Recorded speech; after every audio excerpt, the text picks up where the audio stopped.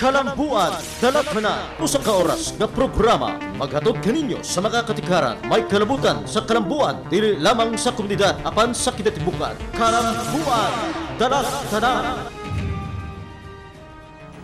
Tigdala pagkadlaw inyo alagad saldi chato diri sa atong tulumanon ang Kalambuan Dalatana. Kinisabang nyo higala sa kahanginan, Rafi Bermejo, may adlaw. Ato Kalambuan Dalatana gamatod sa mga importante informasyon ngadto sa ato mga televiewers diri sa ato kapatiguban sulod sa usa ka oras og syempre sa mga butang nusudnon nga ikaw kitang tanan adunay kalambigitan. Otro na kinyo alagad saldi chato og syempre karong adlaw ato makauban ang ato pinalangga sa magkausanasab ato pinalangga sa Katawan Siyudad sa Davao First District Congressman Carlo Granados. Sir, maayong adlaw kanimo Zaldi, kanimo Rafi ug sa tanan tutig paminaw titanaw sa atong programa maayong adlaw niyong tanan. Okay. Sals, mga kaigsunan, di naman gyud ang atong pinanggang congressman, no? Mahinabi na po nato siya kalabot nining gitawag nato og mga kabaguhan o mga developments diya sa atong kongreso.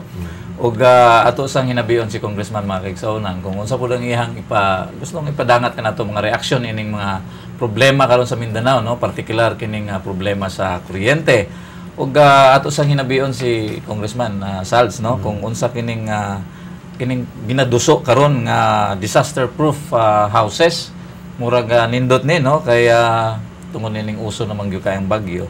Ug siyempre pa mga kaigsunan dili nato kalimtan ang inyong mga pangutana gikan sa inyong tagsa-tagsa ka mga barangay. Sals. welcome back day Congressman Carlo Granados. Salamat. Gimingaw gid mi nimo labi na sa ato mga televiewers diri sa ato gatuluman ng Kalambuan Dalatana. Bali sabtulo ka episode nga ato gyud gigahin alang sa ato mga dinapit sa nga bisita aron pod nga makahatod sila ug sa po ila mga kaugaling mga panlantaw para sa ato mga kaigsunan diri sa siyudad sa Davao. Ato mga dinapit nga bisita mao sila si businessman Apa Portadera, si Councilor Rini Elias Lopez sa Gitorong Distrito ni atong Documents Davao. Kumusta ka na, Congressman? Maayo man. Actually, okay man tong mga programa nindot tong mga programa ninyo kaya para makuha pud natong punto de vista gikan sa usa ka negosyante ug ilabi na diha sa usa ka councilor nato nga maibawan pud nato sa mga latest developments diha sa konseho. So karon balik na pud ta. Among nasabtan sab nga nagapadayon ang session karon sa Kongreso kaning Congressman Carlo Granados ug sa dili badugay mo adjourn sinijeta pud sila. Yes, actually tinuod na no nagsugod na pud mi balik sa among sessions pero kutob lang ni sa June 12 kay pag-abot sa June 12 adjourn na pud mi sinidye. In preparation ka na sa State of the Nation address ni President Aquino. So, kabalo magyunta na pag State of the Nation address sa 4th Monday of July na siya. So, baligikan sa June 12, hantod sa 4th Monday of July, naka-adjourn mi. Pagpatak sa 4th Monday of July, magsugod na pud mi sa among regular session. Balimaw na ni ay ikaduha, no? Second regular session sa 16th Congress. Concurrently, musabay dito sa State of the Nation address ni President Aquino. So karong June 12, mao na ni ang conclusion or ending namo sa among first regular session. And then pag-abot sa 4th Monday of July, diha na pud mi magsugod sa among second regular session sa 16th Congress. Okay. Isip sa ka veteranong kongresista, Congressman Carlo, Veterano. no? Veterano, second term. O siyempre leader po diya sa House, no? Isip chairperson diya sa Committee on Labor. Maingon ba nimo nakabot na ninyo ang inyong tumong diya sa inyong first regular session sa 16th Congress, Congressman? Well, as far as ang committee ba namo is concerned, no? Sa Committee on Labor and Employment, we're very satisfied sa among performance, no? Actually, naka-report out nami og mga bills. In fact, ang tulo ka bills nag-report out gikan sa among komitiba niabot na sa plenary and approved second reading. So, paabot na lang mi sa third reading ani. Hopefully, before mag-June 12, ma-approve pud ni on third and final reading. So, kining tulo ka bills na na-report out namon na niabot na og second reading is kining strengthening ng Public Employment Services Office or ang PESO. Ang ikaduha kining pag-reduce nato sa retirement age sa surface mine workers to age 50. ikatulo katong reduction of the retirement age sa mga horse jockeys to age 55. And then ang uban pa natong na-report out na importante nga legislation is katong sa productivity incentives bill na na-report out nato, and ang bill strengthening the NLRC. So, and also the apprenticeship bill, no, ang strengthening of the apprenticeship bill. So, as far as the first regular session is concerned, mauni among accomplishments, gawas niya na sa 110 ka mga balaod nun or bills na pending sa among komitiba, more than 40 na ang na-tackle namin or na-deliberate namo. So, ibutang na to sa first regular session, more than 1/3 na ang among, diba? So, 3 regular sessions. So, pag abot, kung i-divide na to, na dapat 1/3, 1/3, 1/3 ang atong accomplishment. More than 1/3 na accomplish na to. In fact, almost 50% sa mga bills na pending sa among komitiba, at least na-deliberate na namo once. No? Sa kinatibukan ka sa House, na iyapod bang nahatod? I would assume na ingon anak pod ang nahitabo sa ubang mga komitiba, no? Dili man tanan ni abot og third reading, that's kuan man na siya, expected man gid na siya kay first regular session pa man gyud ta. Pag abot sa second regular session, diha na mag-arangkada, daghan na ang moabot og second reading. But it's not the number of bills na mapasa eh. It's a number of bills or balaod no, na ma-deliberate sa usa ka komitiba. Kay dili man ta makaingon na kada bill na i-file nimo automatic mahimong balaod di nganong moagi pa nag-deliberation. Ang importante ani ang tanang mga bills nga gipang file ma-deliberate. Whether or not it becomes law, depende na sa komitiba, sa deliberation sa komitiba, pagboto namo, no, sa second reading and third reading. So dili man na automatic, but at the very least kinihanlan ma-deliberate or ma-tackle ang tanang mga bills nga gipang file sa mga kongresista. Mao nang importante. Okay. Sa halos usa ka tuig ninyong sige og sesyon, no, Congressman Carlo, daghan kay miabot nga mga ginatawag natong distractions ang pangutanas katawhan kung wala ba maapektuhi ang inyong performance sa mga ginaingong distractions. Ibutang na lang nato sa ingon ani, no, dapat dili mi magpaapekto, no. O tinuod na yung mga daghang mga issue, mga inani nganana. Pero dapat dili magpaepekto ang mga kongresista o dili pod magpaepekto ang House isip usa ka institution. Kunya pinakamaayong pamaagi lamang is kanang magsige lang mig trabaho, magpadayon lang gyapon mi og trabaho. In fact, ang akong suggestion is the more na naay daghang mga issue, dapat the more na maningkamot mi na makatrabaho mi og maayo o magkugi mi, no? Kay mao lang na ang pinakamaayong pamaagi na mawala kining mga issue eh. Mao na ang pinakamaayong pamaagi na that you can answer those issues head on, no? Ug para ma-improve pud ang image sa House atong ipakita na bisan inaani nana trabaho lang gihapon, badayon lang gihapon mi. Di kalimod Congressman Carlo Glass nga nagkaanam ug nagkadaghan ang mga seryosong hagit karon diha sulod sa Kongreso karon mapanahon na. Nining higayon na masaligon baka si Congressman Carlo Grales nga kaya rang atubangon og sulbaron sa Kongreso ang kasamtangang problema sa nasod. I think dapat ingon ana ang buhaton sa Kongreso, no. Dapat no choice ta ani. Dapat ipakita nato sa katawhang Pilipino na wala mi magpaapekto, and sincero lang gihapon ang Kongreso sa among tuyo, among tumog tinguha na makatabang kita sa katawhan, no? Serbisyo para sa katawhan, ang kaayuhan para sa nasod, ang number 1 priority namo, no? So dapat ang House isip usa ka institution dili mi magpaapekto, kundi dapat among paningkamutan na magtrabaho gid, magkugi gid mi aron maserbisyohan ang katawhang Pilipino. Adto ta sa problema sa kuryente, Congressman Carlo Grales, diri sa Isla Mindanao. Sigurado mi nga sagad yun sa imong mga ginsakupan, mga constituents diya sa imong distrito, lakip na mga nagkadayang sektor diri sa atong siyudad sa Davao. Miduol gyud og bidangop kanimo aron nga magpalaban og syempre ngadto sa Kongreso aron nga masolusyonan kaning problema nga nakahatag gyud og unom ka oras nga problema ka brown out diri sa siyudad sa Davao unya dito dapita sab sa Cagayan de Oro na pulo ka oras, so niya 18 to 24 hours sab dito dapita sa North Cotabato, Congressman Gabi. Carlo. Well, Actually, kining problema nato sa kuryente, dugay na magid ni, no? In fact, pabalik-balik na ni siya.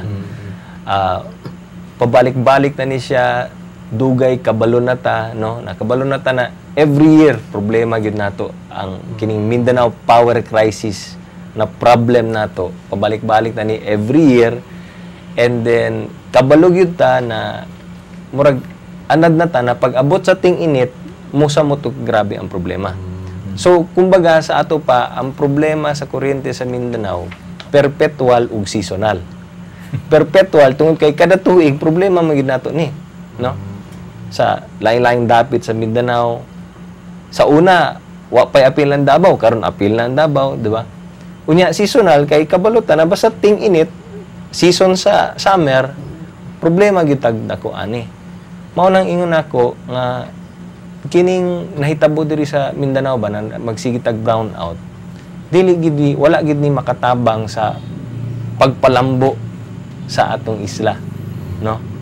In fact, apil na diri ang reklamo sa mga taga Mindanao nga ngano ang priority nato, ang priority sa gobyerno, ang priority sa nasod Metro Manila, Luzon ug Visayas lamang.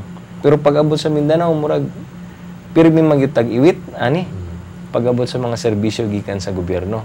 So sama ani Mindanao power crisis dugay naman ni. Hantod karon balik-balik ang problema, wala lang gyapon solusyon. No, or wala lang gyapon nila ginatagaan og pagtagad. Bisan pirmi na ta magreklamo, bisan pirmi na ta mugawa sa newspaper, sa mga balita, sa radyo, television, diary na ani ang problema sa Mindanao. Wala lang gyapon kasulbaran. Mao nang medyo kuan na ta ba? Pulan na ta, di ba? Pero wala gid, wala tayong makitang sinserong action, no? Diri sa mga problema. okay. Sa explanation nga gipadangat sa imo sa energy authorities, Congressman Carlo, unsa ba gyud daw ang tinuod nga hinungdan sa kining talagsaon ug grabe kay nga problema sa kuryente? Well, dapat man gud nato masabtan, Raf, Zalds, na ang kuryente, no, na duha ka klaseng kuryente ang gikinihanlan, no, sa usa ka lokalidad, no. Ang una is kanang ginatawag na base load power. No. Ang base load power mao ni ang kuryente na kinihanlan sa usa ka lokalidad 24 hours in a day. Murag mao ni ang pinaka baseline nato na gikinihanlan, no. Ay kaduhang klaseng kuryente mao ni ang ginatawag nga peaking power. Peaking, mao ning peak. So buti pasabot, mao ni ang kuryente nagikinihanlan nato pag abot sa peak hours. Peak hours buti pasabot mao ni ang mga oras na mas daghan ang nagagamit sa kuryente. So unsa ba ning mga peak hours nato? Simple lang, ang peak hours nato kanang oras sa panihapon, paniudto ug pamahaw. Breakfast, lunch, dinner. Mao na ang peak hours nato. Kay ngano kay mao na ang mga oras na pag-abot sa pamahaw, diha na ta magmata, maligo, mag-abrig TV, mag-abrig radyo, mag-abrig suga, magluto, ana. Pag-abot sa paniudto, ana pod, no? Diha na ta magtanaw na pod og TV, mag-abrig tag ventilador. Ani ana, panihapon ana pod ang may tabo, no? So mao ni ang mga peak hours nato. So gawa sa baseline, no, na constant na kinahanglan natong kuryente, naapod tay mga oras na mag-peak na siya. Unsay nahitabo diri sa Davao? Ang nahitabo diri sa Davao ingon ani. Peak hours. Pag abot sa peak hours manggod, ang ginagamit nato or source sa kuryente is kining Agus hydropower.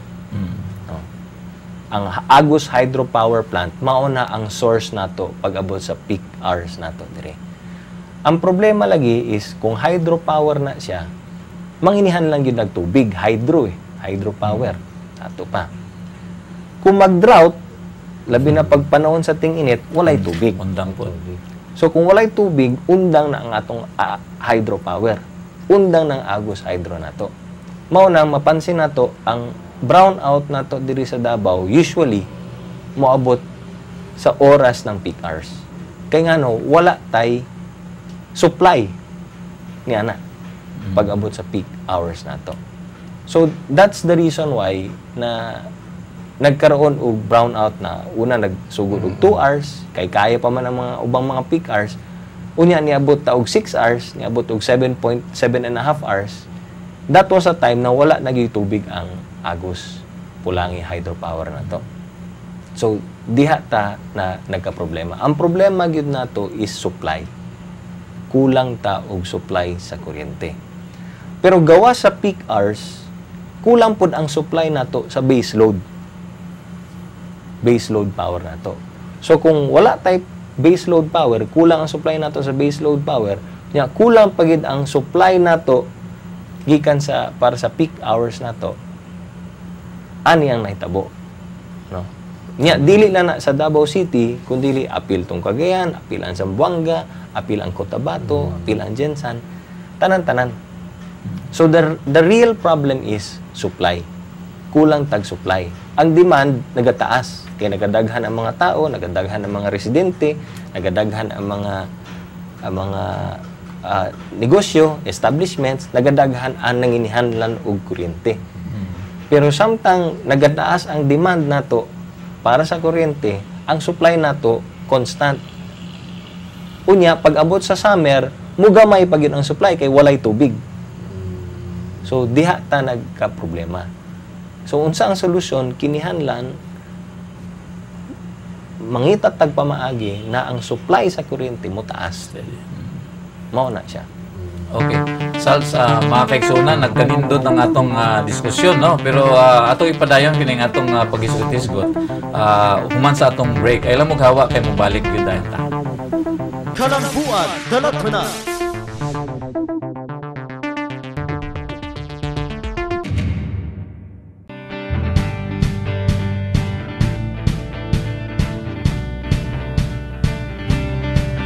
Ako si Irene Gino, 35 years old, lumulukyo sa Dumoy, Talbangking Village. Nakadungog magug ko sa among silingan nga nay nag-hire diri o job fair nga nay overseas ako'y local. So ang akong nauna-unaan nga applyan overseas as a cleaner, wala ko nagduha-duha og sa akong sarili, nagkuan ko sa akong mga papeles para mag-apply. So na-hired ko. Salamat kay sa Diyos nga na-hired ko diri as a cleaner sa Adana Manpower Services. Mao nang nag-apply ko ani kay ako'y tulo ka anak. Ako lang ang nag-support sa akong mga anak. Salamat kay Congressman Carlo Nograles sa iyahang job fair karon. Ako si Irene Gino, nana ko'y kay.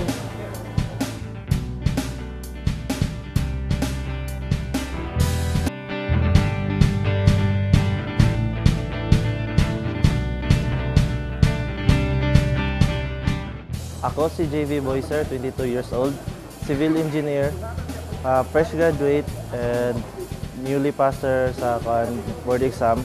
Nangita kong trabaho kay para makasuporta sa akong pamilya in terms sa pagpa-eskwela sa akong manghod. Nakabalo ko aning job fair tungod sa kuang pagpangitag trabaho. On the way home, pagpauli na ako, nakakita kong poster ni Congressman Carlo Nograles sa iyang jobs fair o giadto na ko. Nag-apply ko as field engineer, tapos gi-hire ko sa MDC as production engineer. Daghang salamat sa Ginoo o sa programa ni Congressman Carlo Nograles nga jobs fair. Karon na ko'y trabaho. Ako si JV Boyser o karon na ko'y K.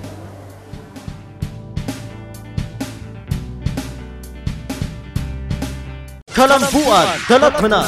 Balik na sa atong programa ang Kalambuan Dalatanan, mga kaigsunan, atong balikan ang nagkalami na itong diskusyon, no? Ang hisgutan ng Mindanao Power Crisis.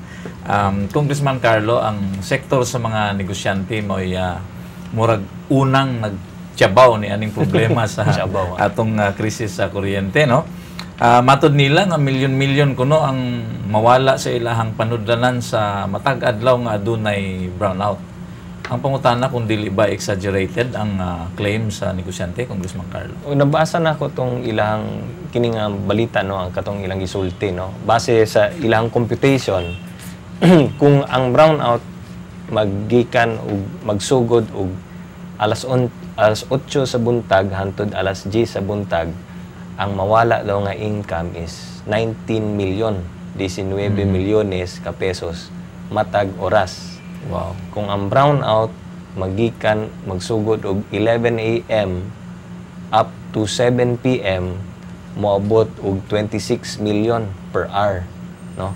26 milyones kada oras ang mawala ang income. Unya, yun nila kung 8 magsugod ang brownout og 8 p.m. up to 7 a.m.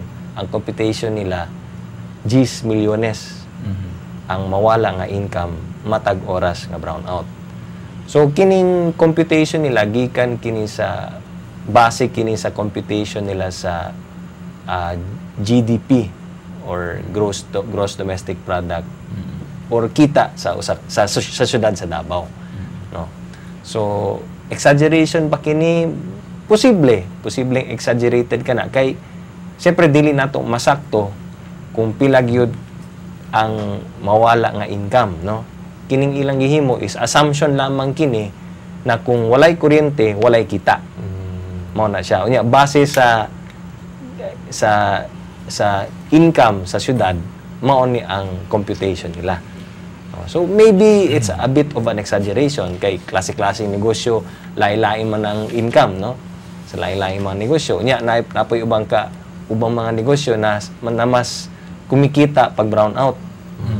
Kay kung sila lang ang kuan, like for instance mall, no, sila lang na aircon kay magpaandar sila generator, bisan na ay gasto tong generator na sila kita kay mas daghan tao ang mo adto sa ilaha, no? So klase-klase, no, but in the totality of it all, base sa atong income sa syudad,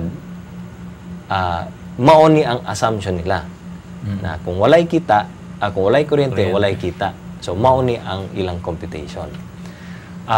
Pero, although exaggeration na siya, it's also an indicator. Indicator lang gihapon. Na tinuod, no? Tinuod na doon nagyoy mga losses. Nagi mawala nga income basta brown out. So, I think, even if it's an exaggeration, kinahanglan tan-awon pod nato na posible ba na inana pod kadako ang mawala sa syudad, no, kung magsige tag brownout. Okay. Mo yun ka ba, Congressman Carlo Grales, nga nakahatag kini og dili maayong imahe kining nahitabong brownouts gani diri sa syudad sa Davao og sa tibok isla sa Mindanao, kundi posible nga nakababag kini sa pagsulod sa mga negosyante diri sa atong dapit? Automatic, syempre. Kay ang mga negosyante, kung wala sila ikita, nganong magsugod lang, nganong mag-invest man sila, no? Ang negosyante, kung wala ikita, close shop man gina. Diba? Nya, kung investor ka, tanaw ka, gusto ka mo invest o magbutang, magtukod kag kumpanya or factory diri sa Mindanao, nya, makita nimo na sige brownout, padayon lang gihapon ang brownout, walay kasulbaran, nganong magpadayon man ka sa imong negosyo diri or nganong mutukod man kag negosyo diri. Diba? Gawas ni ana, syempre ang problema pud sa Mindanao na ay travel advisory against Mindanao. Unya magsige pag brownout. So how do we expect, mao lagi ni ang akong ginaingon, how do we expect nga mulambo ang atong isla kung magsigig balik-balik kining maong problema? Unya ang dili ba buti pasabot na kung brownout mugamay ang bayro nun sa kuryente. Kay baya kung brownout mapugos ang mga power company na mogamit og generator nila para at least na lang gyapon sila ma-supply na kuryente. Pero kung mogamit sila og power generator na bunker fuel ang gamit or diesel fuel ang gamit, mas taas ang singil, kay mas taas ang cost. So mao nang ginaingon lagi nila, bisan brownout, bisan sige tag brownout, ang bayaran nimo sa kuryente parehas lang gyapon. Dili buti pasabot na tungod kay sige brownout, siguro ang akong bayaran karong bulan siguro mas gamay. Pag tanaw nimo sa electric bill, pareha lang magyapon. Ngano kay ang source ni taas man. Taas man ang cost. So bisan sige brownout, ana lang gyapon karon kung negosyante ka. Brownout wa kay kita, kay wa kay customer. Unya ang cost nimo sa kuryente parehas lang gyapon or mas taas. So wa na kay kita, dako pagid ang bayaran nimo sa kuryente, lugi na kay ka. Logi. So that's why lisod gaayon ka atong pasagdan kining problema na magpadayon kini. Kinahanglan tangan gyud natog solusyon kini. Congressman Carlo Durales, tama ba nga among isulti nga kining kakulangon sa kuryente diri sa atong dapit angay nga atong limitahan gani kining mga mosulod nga mga negosyo diri sa siyudad sa Davao kundi kusog kay nga mogamit og mga kuryente kini pananglitan sama aning mga shopping malls, mga hotels guban pa, Congressman. Well, I don't think na kinihanglan nato silang pugnan. No, kay sila mismo basta di na sila mosulod. Ma-turn off na sila. Di ba? Of course, lisod kay mo ingon na pugnan nato, limitahan nato kay negosyo biya na. Unya kana mga negosyo, mga investor, mga negosyanteng mosulod din makahatag ba nag-employment, makahatag ba nagtrabaho sa ato mga tao na nanginahanglan nagtrabaho. So lisod kay mo ingon na pugnan nato, di ba? Pero kini mga negosyante, kini mga investor, base di ay mosulod sila diri, kabalo sila na naay problema sa kuryente, pero gi-factor in na nila to. Unya na sila'y dala na genset, di ba? Okay lang ihapon, risk na nila. Pero syempre dili pud maayo nga ato silang pugnan kay kuan lang gihapon kana investor lang gihapon, negosyo lang gihapon ug makahatag lang gihapon dugang trabaho para sa atong katawhan. Pero yun lang inako, di na siguro kinahanglan pugnan kay sila na mismo dili na masulod. Kay kung ana ang problema ngano mo enter pa man sila dire. Mao na ako ginasulti. Okay. Sa imong tanaw, Congressman Carlo, hangtod kanus agyud kaha nino mutunhay ang problema sa kining kawadon sa kuryente ug unsa pud kaha ang posible nga permanenteng solusyon ni Congressman?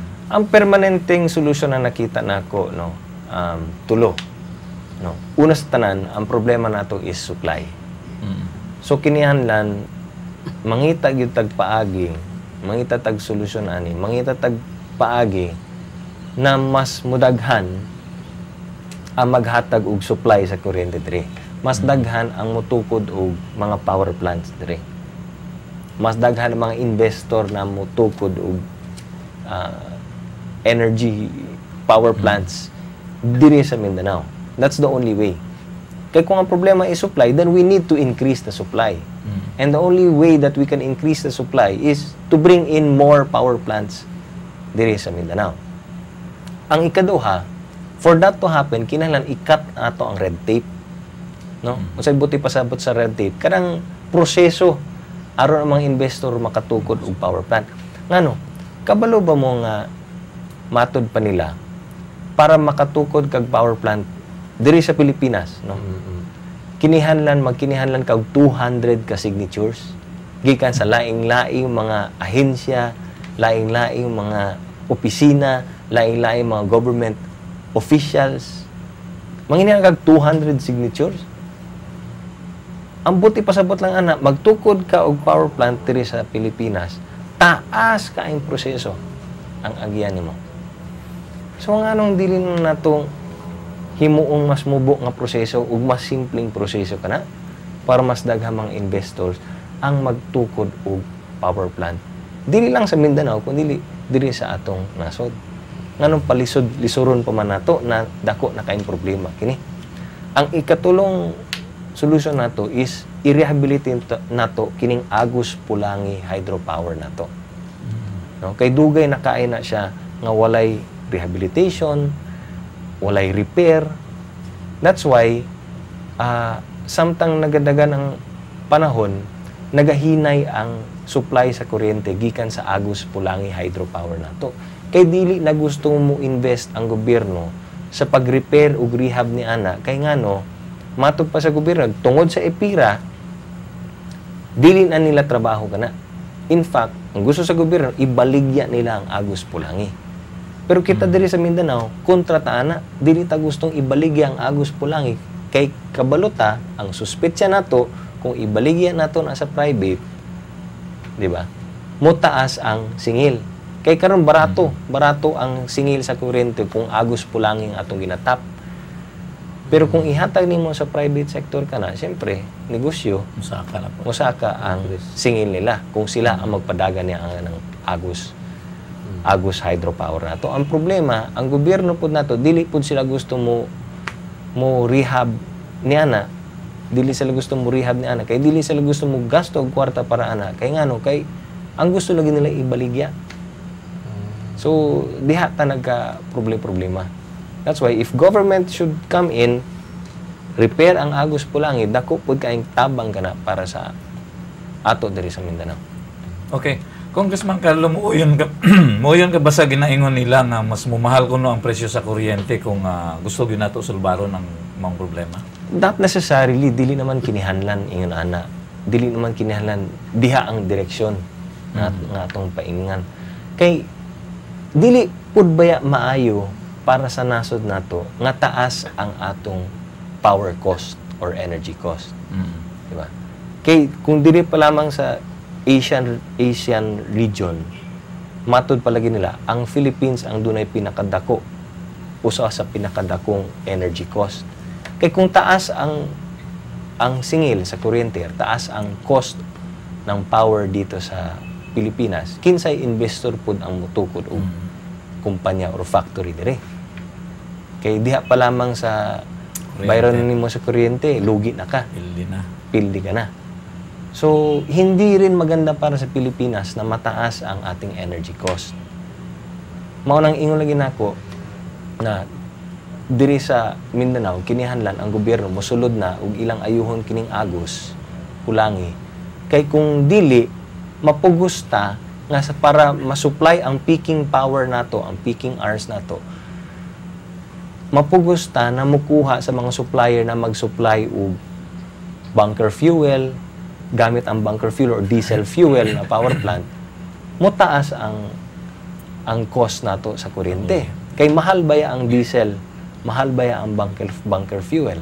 So kung dili nato ayuhon ang Agus Pulangi, hydropower nato, na dapat dito ang source nato sa peaking power or sa peaking hours nato, mapugusta na mukuha sa mga power suppliers nga gagamit og bunker fuel.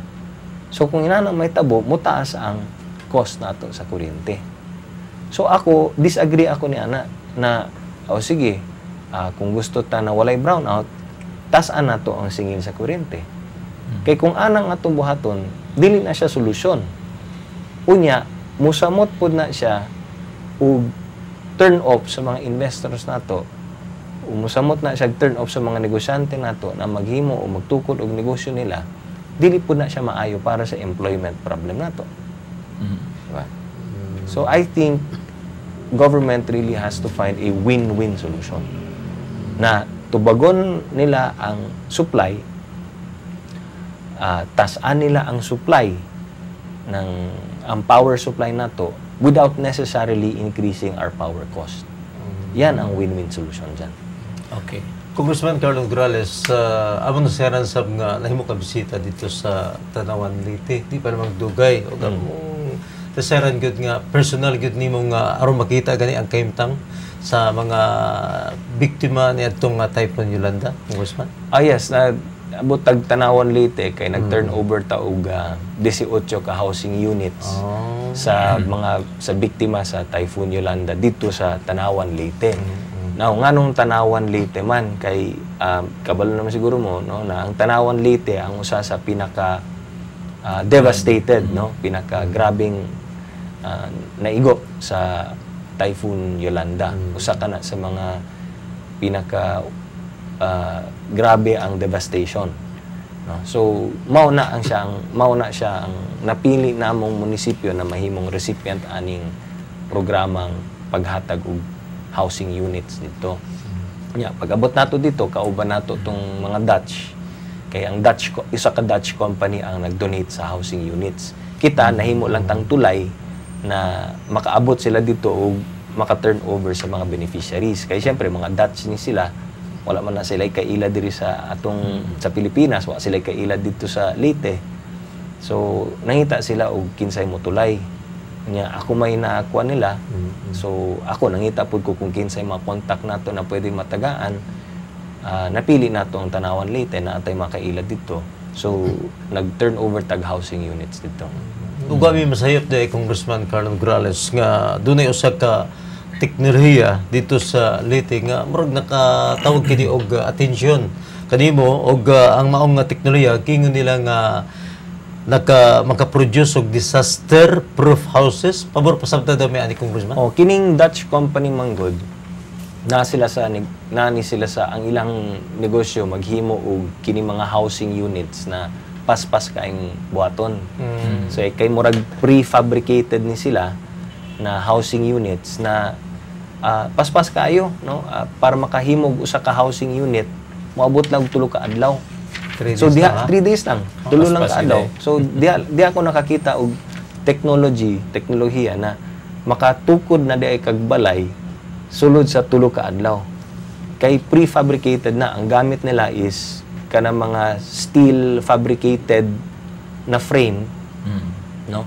Steel frames unya usa ka special material na gamit murag polymer or polyfiber ang ginagamit.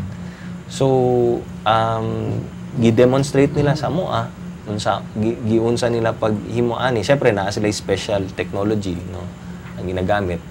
And then diya sa 3 ka adlaw na nakay balay na tukod na sila balay. Unya ang kanindot ani is kining mangbalaya is lig-on kaayo na maka-withstand siya og category 2 typhoon.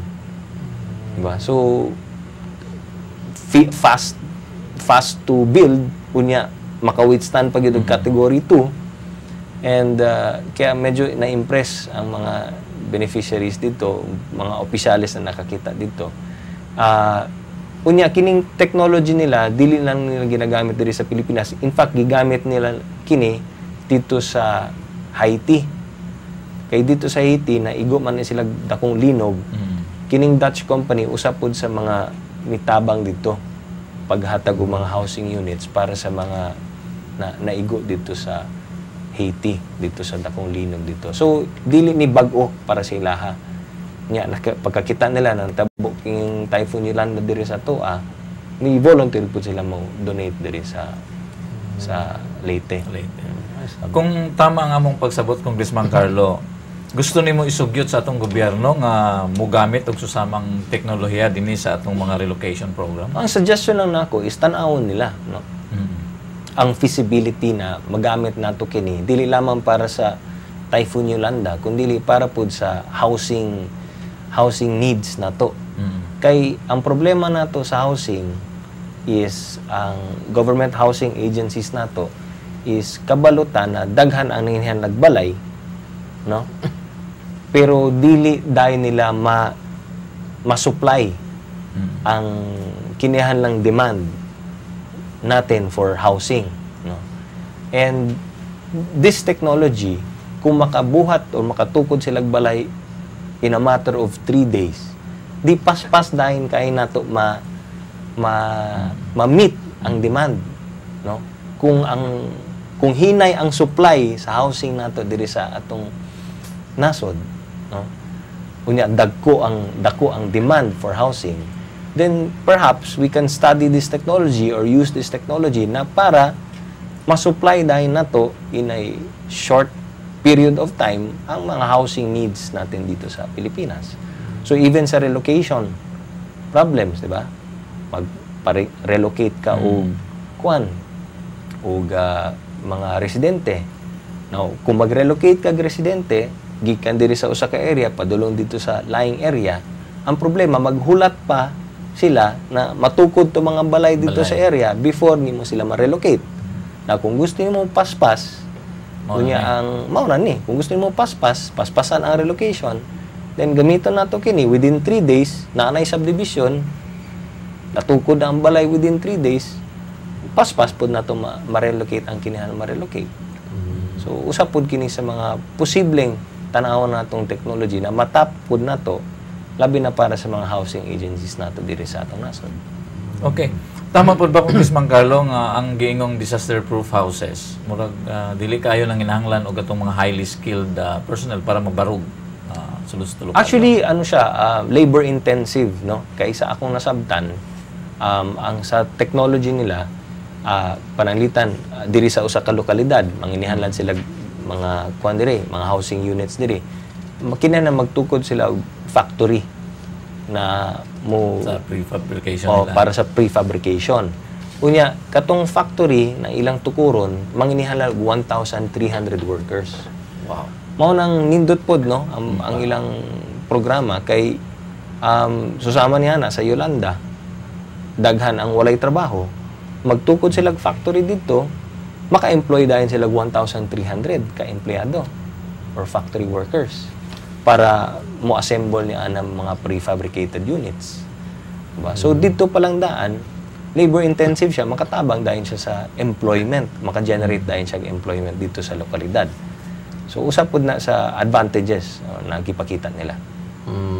Diskuta ng kaligon di ay Congressman Carlo Nograles, marekomenda ba nato kiningingon nga disaster-proof houses isip modelo sa mabot ka komunidad sa nasod, Congressman? Actually, matod pa nila ang ilang technologies maka-withstand og category 2 typhoon.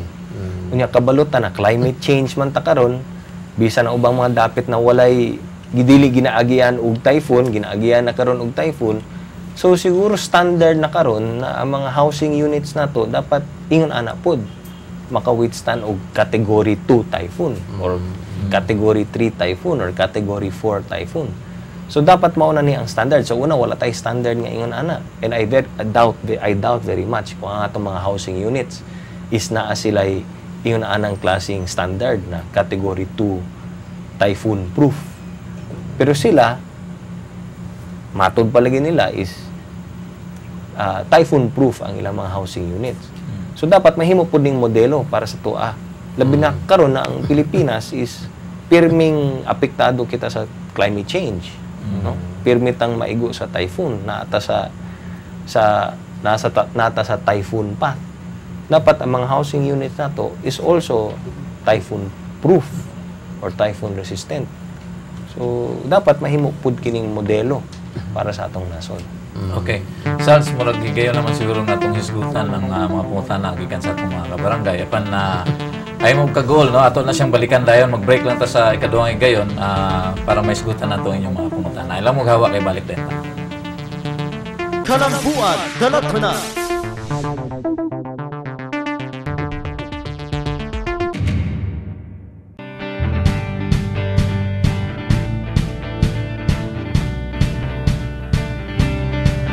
Ako si Irene Gino, 35 years old, lumulukyo sa Dumoy, Talbangkin Village. Nakadungog bang ko sa among silingan nga nay nag-hire diri o job fair nga nay overseas na po'y local. So ang akong nauna-unaan nga applyan overseas as a cleaner, wala ko nagduha-duha og sa akong sarili, nagkuan ko sa akong mga papeles para mag-apply. So na-hired ko. Salamat kay sa Diyos nga na-hired ko diri as a cleaner sa Adana Manpower Services. Mao nang nag-apply ko ani kay ako'y tulo ka anak. Ako lang ang nag-support sa akong mga anak. Salamat kay Congressman Carlo Nograles sa iyahang job fair karon. Ako si Irene Gino, nanakoy kay.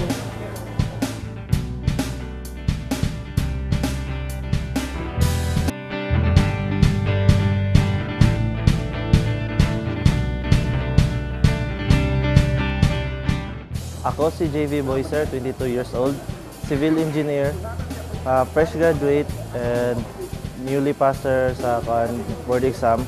Nangita ko trabaho kay para makasuporta sa akong pamilya in terms sa pagpa-eskwela sa akong manghod. Nakabalo ko aning job fair tungod sa ako ang pagpangitag trabaho. On the way home, pagpauli na ako, nakakita ko poster ni Congressman Carlo Nograles sa iyang jobs fair o giadto na ko. Nag-apply ko as field engineer, tapos gi-hire ko sa MDC as production engineer. Daghang salamat sa Ginoo o sa programa ni Congressman Carlo Nograles nga jobs fair, karon naa na ko'y trabaho. Ako si JV Boyser o karon naa na ko'y K.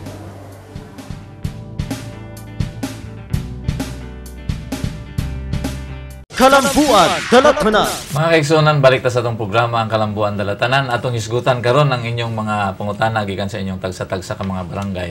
Sarge, buhay naman, no? Okay, Raf, adto ta sa mga pangutana dahil sa itong mga kabarangay, Congressman Carlo Nograles. Kining nakita ka daw nila sa national news nga nangisog si Congressman Carl Nograles suman nga nasunog ang armory dito sa Philippine Army Headquarters sa Fort Bonifacio. Kining tagsara daw kang makita lang mangisog o makita nga masuko Congressman Carl Nograles. Kitsa may dili masuko na ang naitabo dito unnecessary death and injury man mga dili nato kinihan ng mga inaanang klaseng panghitabo. Liman ka 32 ang injured. 3 ka sundalo patay na. Na ay 8 ka sundalong sugatan. Na ay 7 ka bumbero sugatan. Damay pagid ang mga sibilyan. Nya pagingon na, ngayon ka, ngano ka na gira? Wala, dili gira. Tungod kay na mga explosive gibutang sa ordinary storage facility sa usa ka building, nasunog ang building. Unya, laliman ka, nakasulod di ay dito sa storage facility. Mga landmine, mina, IED, improvised explosive devices. Di pagkasunog, pakita mo sa sunog, di dali-dali itong mga tao na mutabang dito, mupatay sa sunog. Unya, kalit ng ibuto. Kaya na ay mga mina, na ay mga explosives dito. Ang pangutana nga nung na-explosive dito sa sulod sa ordinary storage facility na basta explosives gani, dapat naa sa concrete bunker. Automatic na. Maunang unnecessary death ba? 5 ka sundalo namatay. Ngano namatay? In the line of duty? Wala, namatay kay Buto lang kalit bomba. Buto lang kalit ang mga bomba na nasunog dito sa usa ka building. Usaon yung pag-explain ni ana sa mo ana sa mga pamilya nila na namatay ang imong anak, ma'am. Ano? Line of duty dili kay nitabang sa pagpatay sa sunog. Ni volunteer sa dito kay naisunog unya. Naaday mina dito. Di pagkasunog, buto ang mina, patay imong anak. Wala man lamang in the line of duty ba? So, mao lagi na tingala mi nganong nahitabo man kana na. Actually, violation of the fire code na ang nahitabo. Automatic, pag explosives, dapat handle with care. Kung explosive, dapat ibutang sa concrete bunker. Ngano ni abot man siya dito sa Osaka? Murag classroom type nga building lang good. Niya pagkaitabo sa sunog di patay. Sakit kayo ba? Sakit kayo tanawon, sakit kayo paminawon nga. Nabay mga official nga mutubagan na o sama na masilutan ba na? Well, right now, hantod karon 2 weeks na, more than 2 weeks na under investigation lang yapon.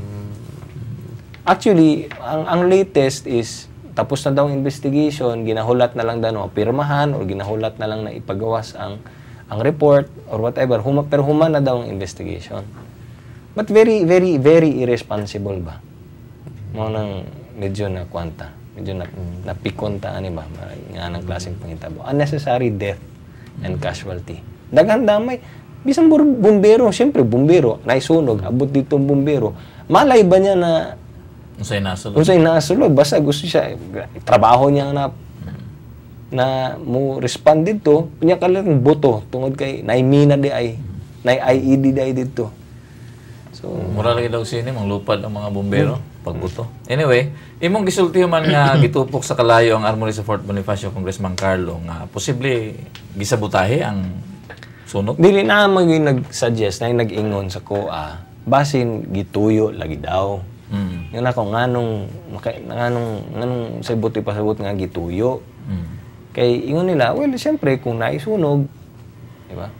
Kung naisunog, dili man nimo ma-account kung unsay damage, kung unsay nasunog, kung pila ka units ang nasunog dito. So, basin daw, gituyo ang sunog kay para dili ma-account tong mga explosives dito. Pero na ubang mga explosives na basin gibaligya. Pagawas na. Napagawas na. So, kung naisunog, dili nimo ma-account. So, dili nimo ma-account na kulang dito, na dapat dito. Ibutang nato. Ibutang nato na 20 ka landmine dito. Or 20 ka IED, na improvised explosive devices na dito. ang napulo isikwat na, kawat na. Unya ang gipasunog lang is katong nabiling napulo. Something like that ba? So ingon nila basin mauna ang nitabo, mauna ang anggulo. Ingon ako posible pero di na tumahibawan. So, mo naman nasunog naman. So unsa man ang pagkaibalo niya na. Pero mao lagi na kitang tanan naghulat ta unsay ending ani, unsay resulta sa investigation nila kay na may investigation na ongoing. Pero hantod karon wala lang gihapon tong ilang investigation. Ang resulta sa investigation. So hulat ta. Pero mao lagi na posible, di ba? Posible. Takabalo. Wala takabalo. Okay, malahit na Congressman Carlo. Doon ay nagkakusog nga panawagan karon dinis Davao no nga kinahanglan tukuro na daw ang tulay nga musumpay sa Davao City ug sa Island Garden City of Samal. Ang pangutanas katawhan kung muyon ka ba daw sa maong proposal. Actually kanang proposal dugay naman gina no. Pabalik-balik naman na every year no. Ang naitabo ani is kining bag-o lang na human na Regional Development Council meeting. Usa ka na sa mga na-appeal sa agenda. Unya ang nag-preside ang chairman sa RDC. Ang nag-preside is si Governor Del Rosario, who is also the governor of Davao del Norte. Kung asa nabilong ang Samal, Island Garden City of Samal, di ba? So, syempre, para sa kanya, gi-appeal niya to sa agenda and then unanimously approved by the Regional Development Council. Now, ito, base sa computation nila, manginihanlan ka og 6 billion pesos para matukod tong bridge gikan sa Davao City to Samal. But every year, pabalik-balik naman yung maong proposal. Pero ang problema lagi is, asa ta mo kuhag kwarta para ana, kung na-investor mo finance ni ana, mauna under the RDC, I think their suggestion was to include it sa usa sa mga PPP or the public-private partnerships na programs ng government natin. And so, diba? Of course, it will be good for Samal, no? Kay makatabang ka na.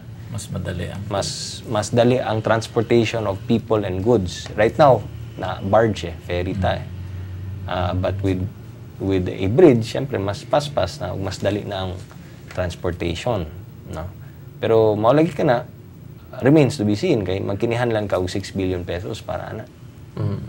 Ang proponent sa Samal Bridge project, Congressman Carlo Durales, nanawagan sa Regional Development Council nga masugdan unta ang naiskutan nga proyekto.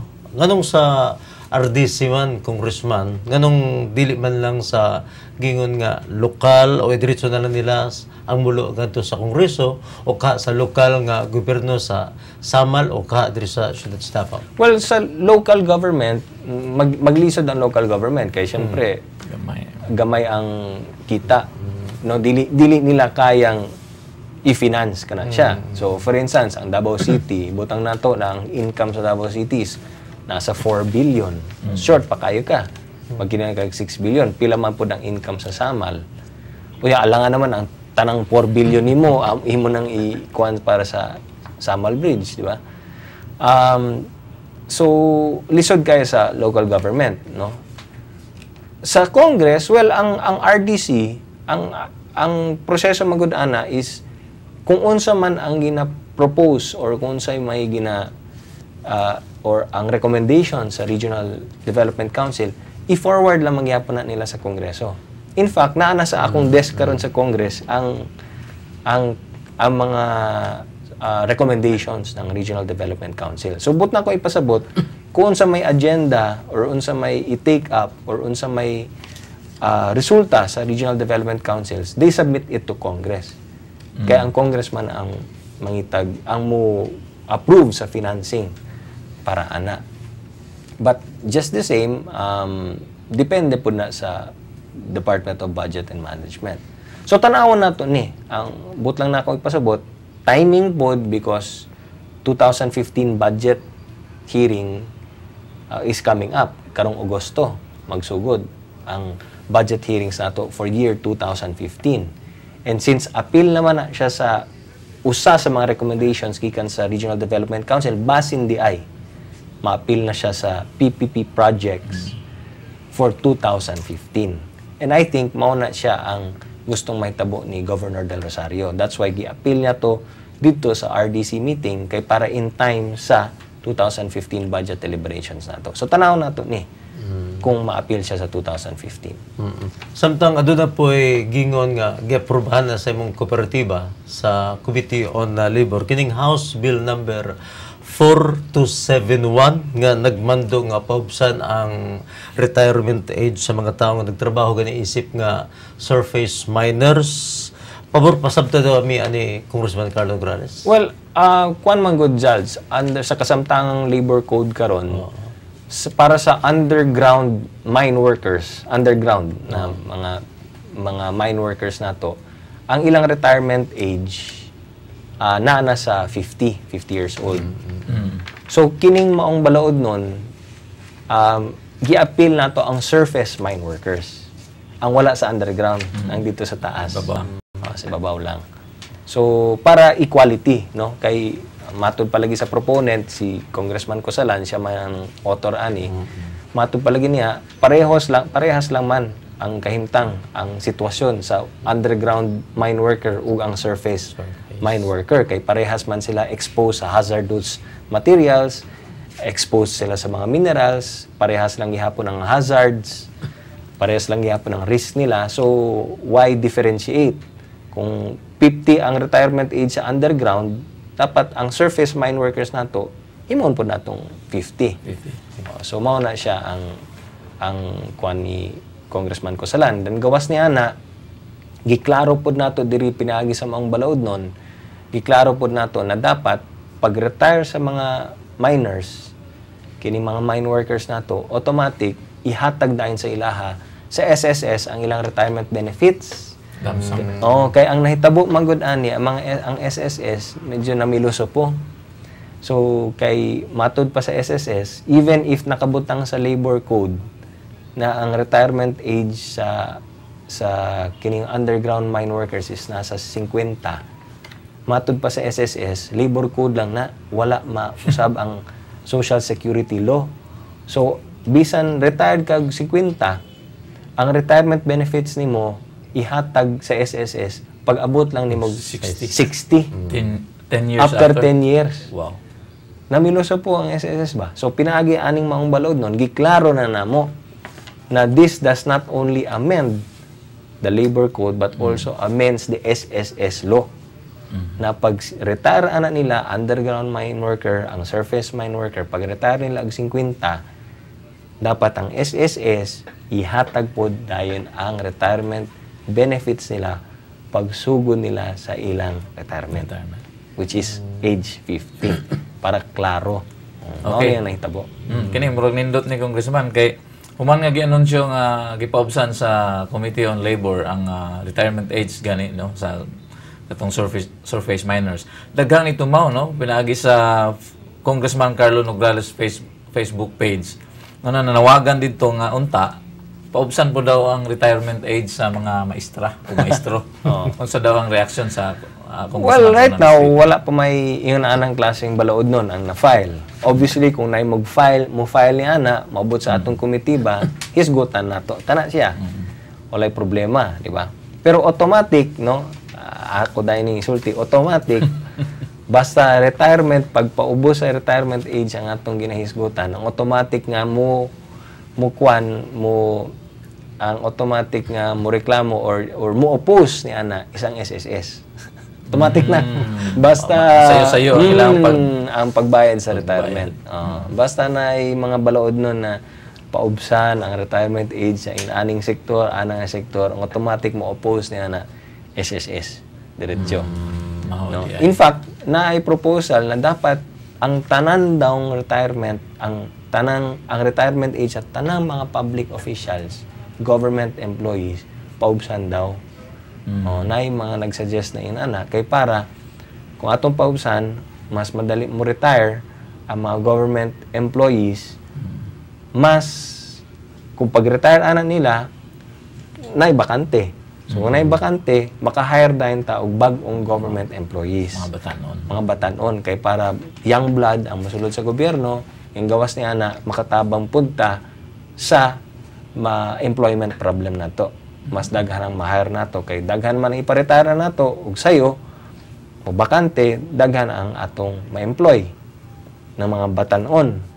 You put young blood, fresh blood into government and then you help the employment problem. Pero mao lagi ka na basta ana nang atong isgutan ang mo reklamo, ang ma-oppose dayon automatic SSS. Isisis yun ta. 50 anyos yun ta pa-retire na para mas kay dili government employees, di ba? Usa ka na sa mga suggestions. So gawa sa public teachers ang suggestion all government employees. Applyo na ko ni Saldi sa SSS. Marag di na magiging dato kapugad ay Congressman Carlo Nograles. Basig doon na kapay mga ikapabot ng mensaheng ito sa katawan dito sa atong naturang kalambuan. Congressman? Yes, daghang salamat kayo, Zaldi, Rafi, ug sa tanan natong mga tigtanaw, padayon lang gihapon ta sa atong pagtrabaho, atong pagserbisyo, hilabi na din sa unang distrito. In fact, karong Sabado, magkaroon na pud ta og another job fair dito sa diri sa Magallanes Elementary School, no.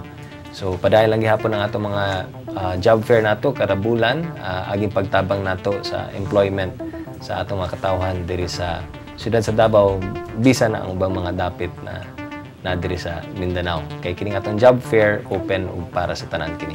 So kay tanan daghang kay salamat ug siyempre pa sa akong asawa nga si Marga ug sa akong mga anak Mateo, Massimo ug Nika kaniyang tanan. Salamat, mga adlaw. Okay. Daghang kay salamat Congressman Carlo Nograles ug Sals, gusto na ako pasalamatan po si VJ Salonga no sa Decoratives by John and Erks para sa atong set ug si Kata Gallinito no nga nagtabang og ayos kanato og tungod wala na tay oras. Kini yung igalas kanginan Rafi Bermejo, ikaw na lang magsulti og daghang salamat og dalaygon ang Diyos. Okay, siyempre yung alagad Saldi Chato, may adlaw. Kalambuan Dalatana.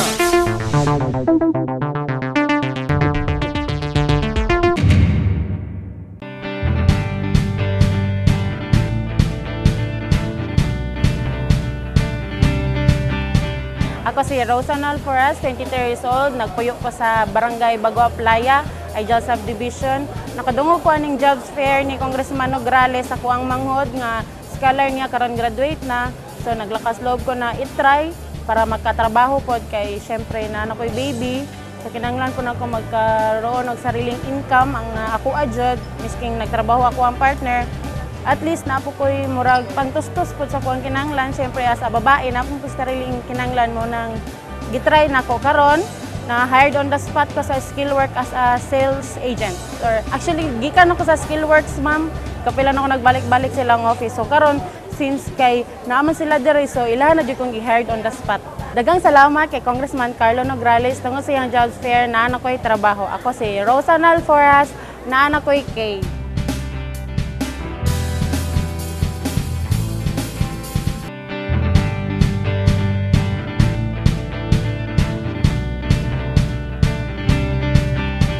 si Silvestre Doblois Jr. nga taga Dakudaw, Dumoy relocation. Kaniagi, wala di ko tarong trabaho. Muna karon sa muang mga silingan nga na may sutiskot nga nalagday pahatag si Congressman Carlo Nograles nga patrabaho. Mao to nga karon ani ko diri nga ni-apply. Ono pag-apply ina ko wala di ko mapakyas nga nadawat gid ko on the spot. Mao na ako nangandoy pug ko nga gusto na ko nga patrabaho ko. Daghan pa ang experience kay para naa po ko plano po sa kinabuhi nga maka-abroad ko. Muna karon nanadyo ko ikakuan sa pamilya nako nga ikabuhi. Muna ako kay ko pasalamat sa job fair ni Congressman Carlo Nograles. Nangayo di ko daghang salamat kang Congressman Carlo Nograles kay karon nadawat ko og isa ka laborer sa Makati. Ako si Silvestre Dobles Jr. Nanadyo ko kay